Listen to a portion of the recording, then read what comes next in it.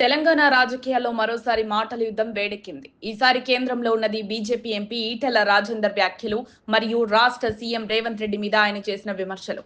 ఈటెల చేసిన వ్యాఖ్యలు ఇప్పుడు కాంగ్రెస్ శ్రేణుల ఆగ్రహానికి దారితీశాయి. ముఖ్యంగా సోషల్ మీడియాలో మరియు ప్రెస్ మీట్లలో కాంగ్రెస్ నేతలు ఆయనపై విరుచుకుపడుతున్నారు.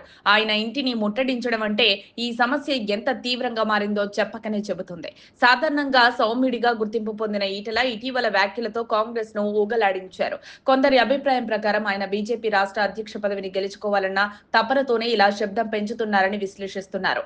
కాంగ్రెస్ ఈ చర్యలను తేలిగ్గా తీసుకోవటం లేదు. ఒకవేళ ఈటెలలా మరికొంతమంది బీజేపీ నేతలు కూడా మాట్లాడితే పరిస్థితి అదుపు తప్పే అవకాశం ఉందని భావించిన కాంగ్రెస్ ముందస్తుగా ఆయనపై తీవ్ర విమర్శలు మొదలుపెట్టింది. ఈటెల చేసిన వ్యాఖ్యలకు దీటుగా కాంగ్రెస్ ఫైర్ బ్రాండ్ జగ్గారెడ్డి కూడా అదే స్థాయిలో స్పందించారు. బట్టలిప్పి కొడతా అంటూ ఆయన చేసిన హెచ్చరికలు రాజకీయ వర్గాల్లో తీవ్ర చర్చలకు దారితీశాయి. ఈటెల ఇంటి ముందు కాంగ్రెస్ శ్రేణులు ఆందోళన చేయగా పోలీసుల జోక్యంతో ఉద్రిక్తత మరింత పెరిగింది. ఇదిలా ఉండగా ఈటెల మాత్రం తన మాటల నుంచి వెనక్కి తగ్గబోరని స్పష్టం చేశారు.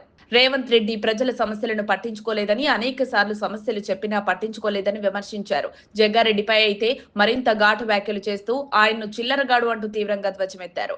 ఇది కొత్త గొడవ కాదు. మునుగోడు ఉప ఎన్నికల సమయంలోనూ ఈటెల రేవంత్ మధ్య మాటలు తూటాలు పేలాయి. అప్పట్లో రేవంత్ కేసీఆర్ దగ్గర డబ్బులు తీసుకున్నారని ఆరోపణలు చేయడంతో ఈటెలపై రేవంత్ తీవ్రంగా స్పందించారు. ఆ పాత విషయం మళ్లీ ఈ రోజుల్లో బయటకు వస్తూ మరింత తగాదాలకు దారితీస్తోంది. తాజాగా టీపీసీసీ చీఫ్ మహేష్ కుమార్ గౌడ్ కూడా ఈటెలపై ఘాటు విమర్శలు చేశారు. బీజేపీ అధ్యక్ష పదవి దక్కలేదన్న అసంతృప్తితో ఆయన ఇలా మాట్లాడుతున్నారని అభిప్రాయపడ్డారు.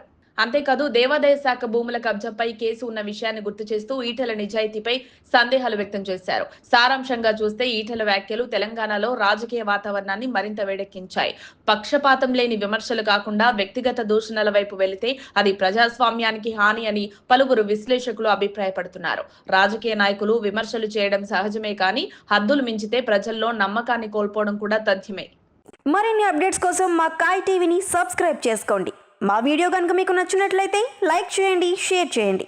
మీ విలువైన అభిప్రాయాలను కామెంట్ బాక్స్లో తెలియజేయండి.